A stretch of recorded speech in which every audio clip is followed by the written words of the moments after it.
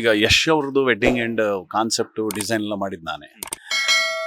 ಜೊತೆಗೆ ನಾನು ಧ್ರುವ ಸರ್ಜಾ ಅವರ ನಿಶ್ಚಿತಾರ್ಥ ಒಂದು ಶೈಲಿಯಲ್ಲಿ ಮಾಡಿದ್ವಿ. ಅದು ಫುಲ್ಲು ಹಳ್ಳಿಯ ಮತ್ತು ಬರೀ ತೆಂಗಿನ ಗರಿ, ಅಕ್ಕಿ ಮುಡಿ, ಹಸು ಅದನ್ನೆಲ್ಲ ಇಟ್ಕೊಂಡು ಮಾಡಿದ್ವಿ.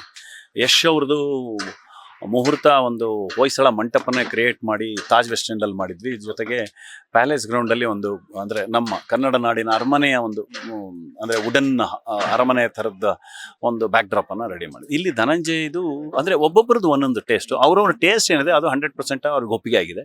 ಅಂದರೆ ಪ್ರತಿಯೊಬ್ಬರಿಗೂ ಅವ್ರವ್ರದ್ದು, ಇದರಲ್ಲಿ ಯಾವುದು ದೊಡ್ಡದು ಯಾವುದು ಚಿಕ್ಕದು ಅಥವಾ ಯಾವುದು ಚೆನ್ನಾಗಿದೆ ಯಾವುದು ಚೆನ್ನಾಗಿಲ್ಲ ಅಂತಲ್ಲ, ಅವರಿಗೆಲ್ಲದೂ ಏನು ಚೆನ್ನಾಗಿ ಅನಿಸಿದೆ ಅದನ್ನು ನಾವು ಮಾಡ್ತೀವಿ. ಅದೇ ಥರ ಇಲ್ಲಿ ಧನಂಜಯ ಅವರಿಗೆ ಯಾವ್ದು ಇಷ್ಟವಾಗಿತ್ತು, ಯಾವುದು ಅವರ ಎಮೋಷನ್ಗೆ ಹತ್ತಿರವಾಗಿತ್ತು ಆ ಡಿಸೈನನ್ನು ಮಾಡಿದ್ವಿ. ಈಗ ಯಶ್ ಅವ್ರದ್ದು ವೆಡ್ಡಿಂಗ್ ಆ್ಯಂಡ್ ಕಾನ್ಸೆಪ್ಟು ಡಿಸೈನ್ ಎಲ್ಲ ಮಾಡಿದ್ದು ನಾನೇ. ಜೊತೆಗೆ ನಾನು ಧ್ರುವ ಸರ್ಜಾ ಅವರ ನಿಶ್ಚಿತಾರ್ಥ ಒಂದು ಶೈಲಿಯಲ್ಲಿ ಮಾಡಿದ್ವಿ. ಅದು ಫುಲ್ಲು ಹಳ್ಳಿಯ ಮತ್ತು ಬರೀ ತೆಂಗಿನ ಗರಿ, ಅಕ್ಕಿ ಮುಡಿ, ಹಸು ಅದನ್ನೆಲ್ಲ ಇಟ್ಕೊಂಡು ಮಾಡಿದ್ವಿ.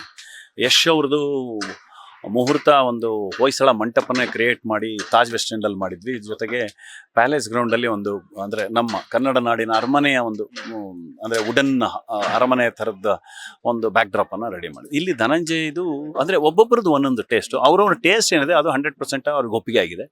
ಅಂದರೆ ಪ್ರತಿಯೊಬ್ಬರಿಗೂ ಅವ್ರವ್ರದ್ದು, ಇದರಲ್ಲಿ ಯಾವುದು ದೊಡ್ಡದು ಯಾವುದು ಚಿಕ್ಕದು ಅಥವಾ ಯಾವುದು ಚೆನ್ನಾಗಿದೆ ಯಾವುದು ಚೆನ್ನಾಗಿಲ್ಲ ಅಂತಲ್ಲ, ಅವರಿಗೆಲ್ಲದೂ ಏನು ಚೆನ್ನಾಗಿ ಅನಿಸಿದೆ ಅದನ್ನು ನಾವು ಮಾಡ್ತೀವಿ. ಅದೇ ಥರ ಇಲ್ಲಿ ಧನಂಜಯ ಅವರಿಗೆ ಯಾವ್ದು ಇಷ್ಟವಾಗಿತ್ತು, ಯಾವುದು ಅವರ ಎಮೋಷನ್ಗೆ ಹತ್ತಿರವಾಗಿತ್ತು ಆ ಡಿಸೈನನ್ನು ಮಾಡಿದ್ವಿ.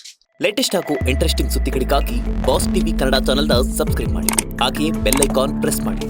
ಇದರ ಜೊತೆಗೆ ಫೇಸ್ಬುಕ್, ಇನ್ಸ್ಟಾಗ್ರಾಮ್, ಎಕ್ಸ್ನಲ್ಲೂ ಮಿಸ್ ಮಾಡದೆ ಫಾಲೋ ಮಾಡಿ.